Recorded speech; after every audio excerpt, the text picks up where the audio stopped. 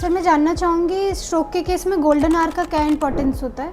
जी, तो brain stroke के case में ये गोल्डन आवर वो टाइम पीरियड होता है जहां पर अगर आप अपने सिम्टम्स को टाइमली रिकॉग्नाइज करके अपने न्यूरो स्पेशलिस्ट या ब्रेन स्पेशलिस्ट के पास में चले जाते हैं तो वो कुछ इंपॉर्टेंट टेस्ट करा के ये पता कर लेते हैं कि आपके ब्रेन में खून की सप्लाई कहाँ बाधित हो रही है या कहाँ रुक रही है। और इसको पता करने के बाद में वो कुछ इंपॉर्टेंट इंजेक्शंस हैं जो आपको दे सकते हैं जिससे दिमाग में बनने वाला या दिमाग की खून की नसों में बनने वाला क्लॉट, जिसकी वजह से आपके दिमाग में ब्लड सप्लाई ठीक नहीं है, उस क्लॉट को तोड़ा जा सकता है, उसको ब्रेक किया जा सकता है।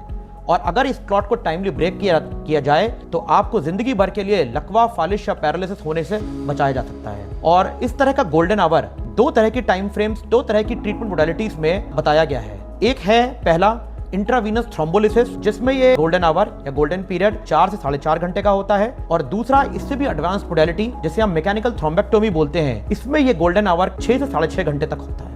सर आज के टाइम में कौन से एडवांस ट्रीटमेंट्स अवेलेबल होंगे? आज के टाइम में दो तरह के ट्रीटमेंट्स जो कि सबसे एडवांस मोडालिटी के रूप में जाने जाते हैं ब्रेन स्ट्रोक ट्रीटमेंट में, उसको समाज में जानना और समझना बहुत जरूरी है। पहला है इंट्रावीनस थ्रोम्बोलिसिस। इसमें एक इंजेक्शन आपको दिया जाता है। ये इंजेक्शन आपके दिमाग में खून की नसों में उस क्लॉट को तोड़ सकता है जिसकी वजह से ब्रेन में खून की सप्लाई में बाधित हो रही है, खून की सप्लाई ठीक नहीं हो रही है। ये इंजेक्शन मुख्यतः दो प्रकार के होते हैं। एक इंजेक्शन का नाम होता है ऑल्टीप्लेस एंड सेकंड होता है टिरेक्टिप्लेस। ये दोनों इंजेक्शंस का बहुत ही इंपॉर्टेंट रोल होता है। इसके साथ में आज की डेट में न्यूरो इंटरवेंशन नामक प्रणाली आ गई है। ये न्यूरो इंटरवेंशन नामक प्रणाली सबसे एडवांस मोडालिटी के रूप में है।